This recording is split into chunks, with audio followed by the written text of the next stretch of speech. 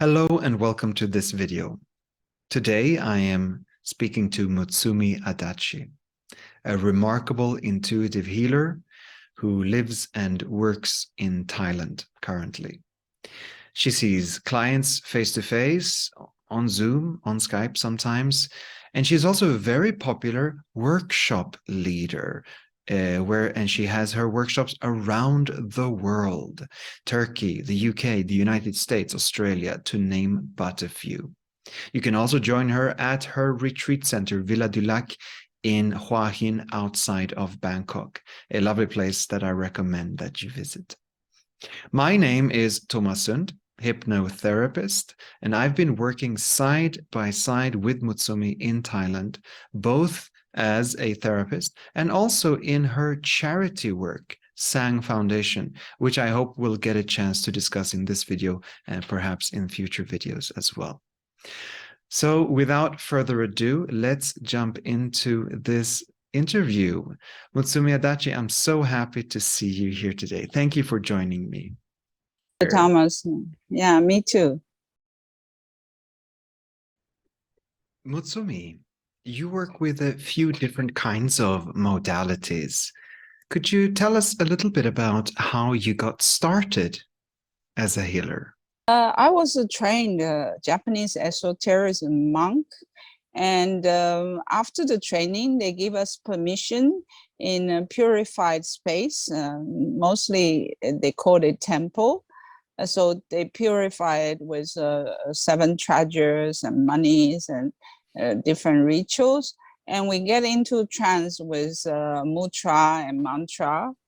And then we have a limited time between 3 to 5 minutes per participant, and because there's a long queue most of the time. And after a few years, I started to realize that I can almost feel where the energy is stuck in someone's and the physical body. And then I asked them to see a doctor, and they have experienced that they had discovered cancer in the very early stages, or some blood clot to avoid a stroke and things like that. And then I realized that I have the ability to feel the different blockages of the body. And that's why I started to say, if I can do it, I can deblock it, because the law streams we have received it's very, very strong. And with the help of the mother nature, we sometimes could feel that how we can deblock someone's energy now. Could you tell us a little bit about your process? How do you work with a client? Before I work with them, I always ask the subconscious if I got the permission. That's what I have learned from body talk. If the permission is a priority, but sometimes I don't have the permission because people is already in coma. Then I have the permission of their parents, families, or their children. Yeah.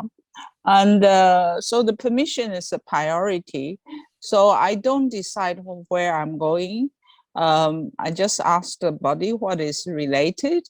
And most of the time, the answers are quite amazing, because consciously, the client think that this is the problem, that the subconscious reveal otherwise. And I always ask what is the priority that the subconscious want to release, and is always coming up, either by age, either by emotion, either by the experience they have in the past, in their childhood, or either by the emotion of their parents. And sometimes it jumps to even war victims at the place that they lived, or accident.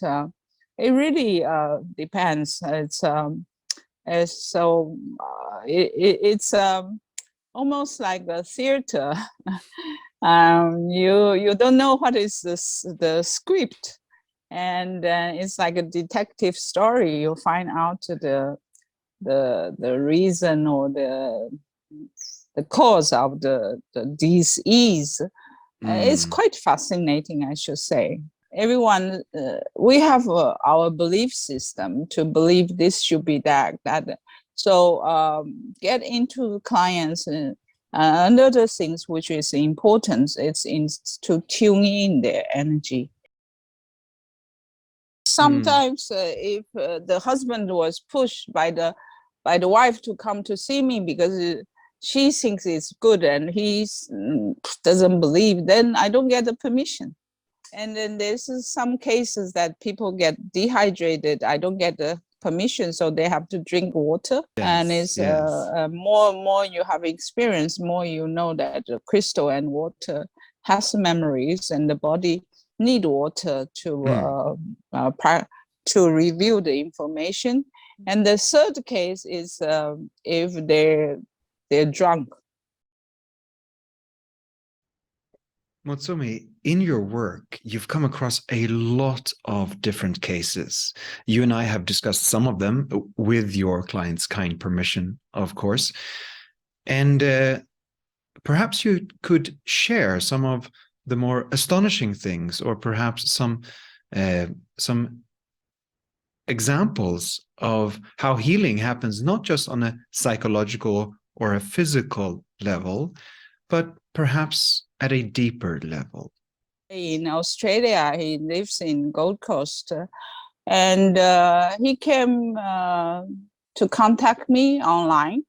He has insomnia, and he has a panic attack, and he's an investment banker, and at that time the business was doing very well. There's no reason for him to have any panic attack with his condition, and he was doubting the panic attack was emotional with his boyfriend, and he also became very angry easily. Beginning, I asked for the priority. Then the subconscious review a big, huge painting in his bedroom. I still can vividly record. It's a black wooden painting, very thin wood, like 3D relief with a warrior with a spade and some protective things. And then that evoked a lot of aggressivity, and also the memories of the tribe who were warriors, and they were fighting probably the English colonists at that time. They couldn't have any other advanced weapon like pistol or rifle, so they all been killed. And he bought it as an art. It's really beautiful. It's nicely done. But the things that memories and all this in this, especially in his bedroom, had a huge effect on his psychic and also physical body's reaction, and nobody could ever think about it. You have a tendency to look out what his own psychology problem, but it was revealed so strongly, and once he removed it, or I think he gave it back to the gallery, and then he also donated some funds to the Aboriginal art museum, and then it's getting much better. Interesting. Yeah. Interesting. Yeah, that's it's quite very a story. interesting. This kind of stuff, things. Yes, there's very unexpected things, and there's another case. I also told you that someone had a severe mercury poison by eating too much sashimi, and actually the subconscious revealed that he lost a friend in a storm on his yacht, and he was putting his hand at the end, but he has to let it go because the wave was so strong, and then he lost his friend, and by reaction he started to devour the fishes, like his memory about his friend. And for us, maybe things are not related at all, but after we send his friend's spirit to the divine light, and his craving for sushi or sashimi just not as much as before, and is no more mercury poisoning, and nobody could really find the reason why, but that was a reminder of a very deep friendship that he has to let it go. People grieve in different ways, don't they? Yeah. Exactly. Now, but there's a lot of cases like this, and every case is so different. Yeah. Tell us a little bit about your workshops. Okay. The beginning of my workshop, I was teaching people to go beyond their five senses. So to develop their intuitive mind. And then the workshop reveals like everything is one. So when they're in a group, it's like a family constellation. They don't know each other, but they can reveal the information of each other without knowing each other, because they could tune in the energy with the others. So it become one. And of course, for them, it's a shock that someone, they don't know why the people know so much information of themselves or of their family members. And so then they will think about it, how they should practice and meditate, or even listen to more music or sacred geometries or numbers, and then they start to open up. Yeah. Interesting. Now you do these workshops everywhere, do you not? Yes. Now I'm more going up to how to manifest your reality, because the planetary energy has been changed since. You can see there's a lot of eclipse, there's a lot of full moon, there's a lot of very interesting energy. So I work more with a planetary change and channeling the messages, and also let people know that their mind can create the reality in the future. They have the destiny in their hand, and that's what the workshop is going to be more and more like that sense. Yeah. You told me a lot also. I hypnotherapy. We've learning each other. Yeah. Yes. So is there any advice you can give to people if they want to learn to heal, to open up to healing more? Is there anything right or wrong when people are looking to heal? I think there's a right or wrong. Okay. The wrong thing is probably it's a fear, that they think that they always want somebody to come to help them, instead of thinking that I have the inner ability to heal myself. I have the God in myself. But it's very difficult to take out this kind of a belief system, because once you're sick, once you're weak, and you want somebody else to come to help you, and that's why you go to see a doctor, you go to take medicines, because you think that will heal you. But yeah, so otherwise, my advice is really breathing. Breathing it's more than taking in the energy by air. It's also a transformative tool. You have many different kind of breathing method, but some are very simple. You breathe in, you stop 4, and you breathe out, count 4, and you stop 4, and you breathe in. And for me, if I do it less than 5 circle, I get into trance. So I'm with the energy of the mother nature, because fortunately I'm living in the nature.